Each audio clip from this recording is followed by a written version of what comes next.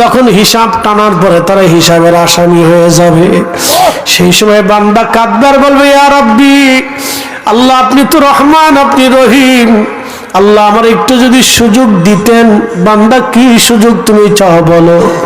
আল্লাহ আমি আমার সন্তানের জন্য অন্যায় করছিলাম, এই সন্তানটাকে ডাক দিয়ে কিছু গুনাহ সন্তানের আমল নামায় আমি দিতে চাই, আল্লাহ বলে দেন। আল্লাহ বলবেন, তুমি তোমার সন্তান ডাকো। ছেলেকে ডাকা হবে আব্দুল করিম। ছেলেটা দৌড়ায় যাবে, বাবা ডাক দিয়ে বলবে, বেটারে তোদের সুখের জন্য দুনিয়াতে আমি অন্যায় করে অপরাধ করে বাড়ি গাড়ি জমি জাতি বিল্ডিং সবকিছু রেখে আসছিলাম, আমি মারা যাওয়ার পরে সব তোমরা ভোগ দখল করে খাইছো। বেটারে আজকে আমি মামলার আসামি, আল্লাহর দরবারের আসামি, জাহান্নামের আসামি, আমি অনেক বড় গুনাহে জর্জরিত হয়ে গেছি রে সন্তান, আমার উপকার করো, আজকের কিছু গুনাহ তুমি নিয়ে আমার গুনাহগুলি হালকা করে দাও। ছেলেটা ডাক দেবে, আব্বা যান, অন্যায় অপরাধ করিয়া সম্পদ রুটি রুজি করার দায়িত্ব আপনার ছিল, ওটা আমার না। সন্তান হিসেবে আপনার কাছ থেকে আমি অধিকার পাইতাম, অতএব দুনিয়াতে অন্যায় আপনি হালালে হারামে করছেন, ওটা আমার দেখার বিষয় না আব্বা যান। আজকে আমি নিজের পাপের চিন্তায় বড় পেরেশান বাবা। আপনার গুনাহ নিয়ে আপনি হিসাব করছেন, আপনার গুনাহ আজকে নিয়ে আমি এই কঠিন গুনাহের জিম্মাদারি নিতে পারবো না বাবা, আপনার চিন্তা আপনি নিজে করেন।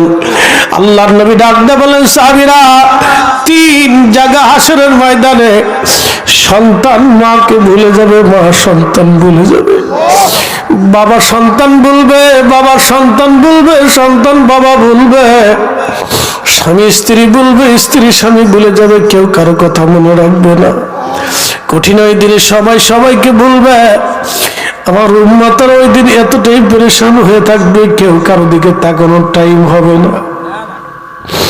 1 নম্বর জায়গায় মিজানের পাল্লায় যখন নেকি গুনাহগুলি ওজন করা হবে, ঠিক এই সময় সে মিজানের পাল্লার দিকে তাকিয়ে থাকবে কঠিন ভাবে। তার গুনার পাল্লা ভারী হলো না নেকির পাল্লা ভারী হলো, পরেশান হয়ে যাবে। আপনি দেখবেন সুপ্রিম কোর্টের শেষ বেঞ্চে প্রধান বিচারপতি যখন কোনো বিষয়ে রায় দেবে, ধরেন একটা মামলার মার্ডার মামলার বিচার রায় দেওয়া হবে, কারণ ওইখানের রায় একবারে চূড়ান্ত রায়। ফাঁসির আসামি হবে সে, ফাঁসির কাস্টে থেকে ঝুলানো হবে। উকিল এসে বলবে, দেখেন, ব্যারিস্টার এসে বলবে, আমি সর্বাত্মক চেষ্টা করেছি আপনাকে বাঁচানোর জন্য, আপনি আমার মক্কেল, আমি আপনার আইনজীবী, আপনাকে বহু চেষ্টা করেছি বাঁচানোর জন্য। রায়টা এখন বিচারপতি দিবে, বিচারপতির রায়ের কাছে আমার কোনো বক্তব্য নাই।